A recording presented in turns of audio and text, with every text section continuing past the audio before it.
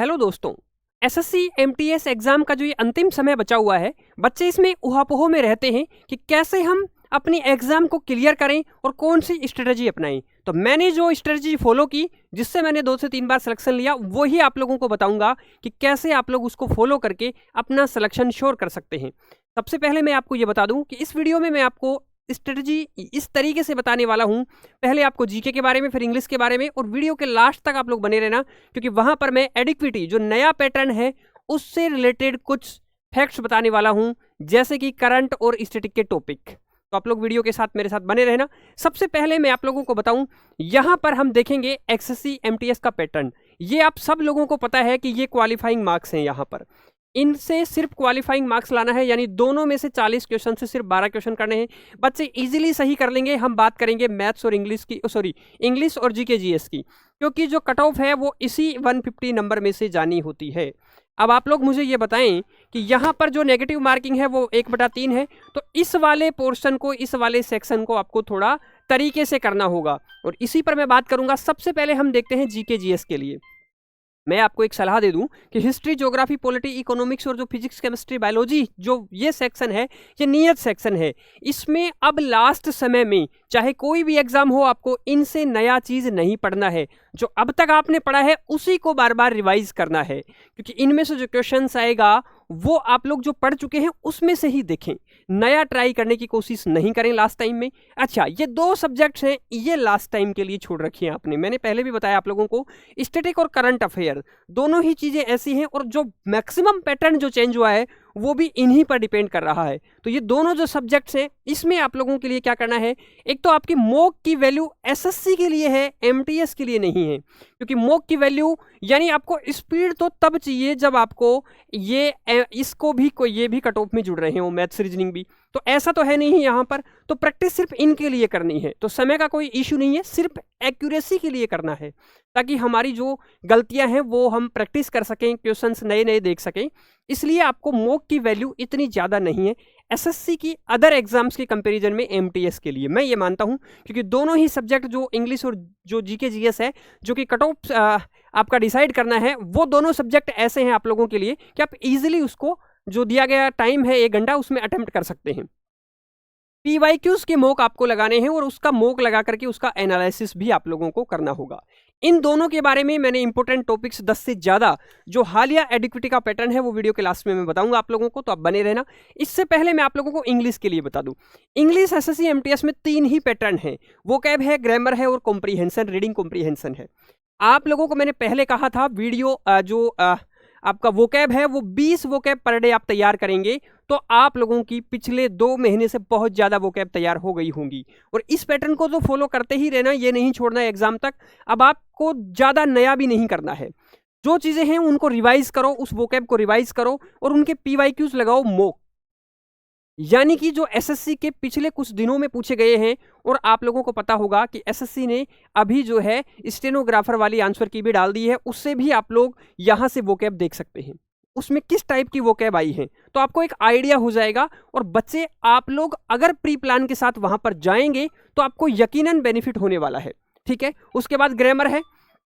Grammar में आपको rule revise करना है अंतिम समय में, और प्रैक्टिस करना है, टॉपिक वाइज भी प्रैक्टिस कर सकते हैं, और फुल मॉक भी आप लगाएं, क्योंकि फुल मॉक लगाएंगे तो रीडिंग कॉम्प्रीहेंशन वाले पार्ट में अलग से कुछ करने की जरूरत नहीं है।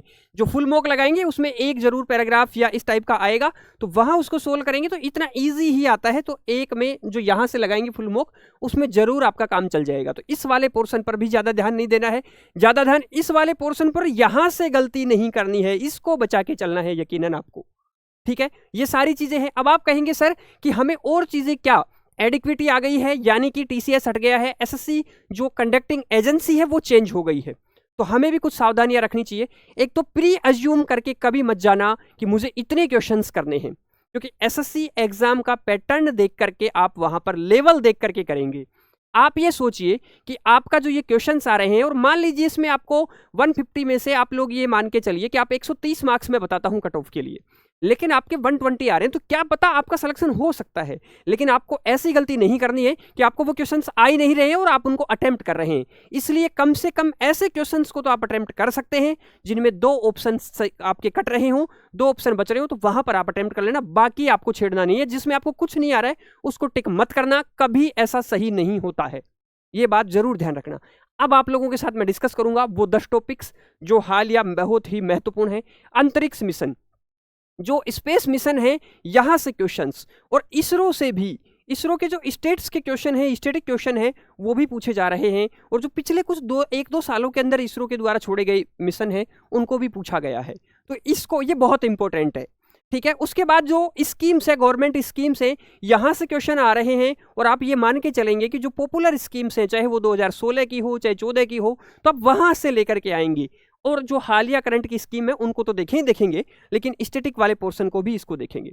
खेल में दोनों चीजें देखनी है आपको, करंट भी देखना है और पुराना भी। जैसे बास्केटबॉल के कोर्ट में कितने खिलाड़ी खेल सकते हैं, तो ये पुराना है, फिक्स है, स्टैटिक है, तो इसका दोनों देखना है हमें, स्टैटिक भी और करंट भी, दोनों पोर्शन हमें कवर करने हैं इसके, और दोनों ही बहुत महत्वपूर्ण है। हाल में कोई अपॉइंटमेंट हुई है उसको भी देखना है, करंट से रिलेटेड। इंडेक्स एंड रैंकिंग, सूचकांक, मान लीजिए भ्रष्टाचार में है, प्रसन्नता रिपोर्ट में है, कौन जारी करता है, कितने फैक्टर होते हैं, तो पूरा डिटेल से पढ़ना है इन चीज़ों को। उसके बाद में national education policy, new education policy है, जो एजुकेशन पॉलिसी है, देश की नई एजुकेशन पॉलिसी आई है, उसको भी थोड़ा सा एक बार आपको ब्रीफली देखना है। बड़ा मुश्किल से आपको 4-6 लाइन में ये मिल जाएगा मैटर आप लोगों को। अब मैं आपको ये बताऊं कि पुरस्कार प्राइज आपको देखने हैं, नृत्य और लोक कलाओं से रिलेटेड चीजें आपको देखनी है। जो पोर्ट है इंडिया में, किसके द्वारा संचालित किया जा रहा है, कौन से गवर्नमेंट पोर्ट हैं, अडानी को मुंद्रा पोर्ट कब दिया गया, क्या दिया गया, ये सारी चीजें आपको बेसिक से कवर करना है इनमें। राष्ट्रीय उद्यान, नेशनल पार्क, टाइगर रिजर्व, ये सारी चीजें, जैव मंडल जो बायोस्फीयर रिजर्व है वो भी पढ़ने हैं। सारा इंपॉर्टेंट है भाई, ये भी बहुत इंपॉर्टेंट है। इसके बाद में आप लोगों को बताऊं कि सेंसस, हम ये सोच रहे थे कि क्या पता सेंसस एडिक्विटी के लिए इंपॉर्टेंट नहीं हो, ऐसा नहीं है। एडिक्विटी ने भी हर शिफ्ट में एक क्वेश्चन सेंसस से पूछा है, कई शिफ्ट में तो 2 क्वेश्चन पूछे हैं और अलग अलग तरीके के क्वेश्चंस पूछे हैं। तो ये सारे क्वेश्चंस कहां पर मिलेंगे, अब मैं आपको ये बताता हूं कि ये सारी चीजें तो मैंने बता दी हैं। अब मैं आप लोगों की किस प्रकार से हेल्प कर सकता हूं, मैं आप लोगों के लिए क्या करने वाला हूं, ये बता देता हूं। YouTube पर आपका 10 मिनट कॉन्सेप्ट क्लियर शो लेकर के आता हूं। इसमें आप लोगों को कॉन्सेप्ट क्लियर शो, इसमें आप लोगों को बच्चे बहुत सारे जीके जीएस के टॉपिक कवर होने वाले हैं और हर टॉपिक 10 मिनट में करवा रहा हूं, ठीक है। और अगर आप डिटेल से पढ़ना चाहते हैं जैसे सेंसस वगैरह, तो मैंने बैचेस में क्लास करवा रखी है, यूट्यूब पर भी करवा रखी है और बैच में भी करवा रखी है। और मैं आपको ये बता दूं कि आपके एग्जाम का 1 महीना बचा हुआ है, तो अब 30 रुपये में आप आराम से 1 रुपया प्रतिदिन में एनरोल कर सकते हैं। हमारा एप्लीकेशन है नोट्स गुरुजी, और वहां पर 30 दिन के लिए बैच ले लें और जो जो टॉपिक्स आपको नहीं आ रहे हैं उनके नोट्स भी मिल जाएंगे, वहां पर क्लास पीपीटी भी मिल जाएगी और आपको वीडियो क्लास भी मिल जाएगी। तो आप इजीली वहां पर जाके देख सकते हैं। और आप लोगों को अब भी कोई डाउट है तो आप इस वीडियो सेक्शन में कमेंट करें, मैं पर्सनली आपका रिप्लाई दूंगा। आप एज ए गाइड आपको अच्छी तरीके से समझाऊंगा कि आपकी किस समस्या का कोई समाधान कैसे हो सकता है। ये मैं अपने एक्सपीरियंस के आधार पर लगातार बच्चों की हेल्प करता रहता हूं, इसलिए आप भी पूछ सकते हैं। Thank you.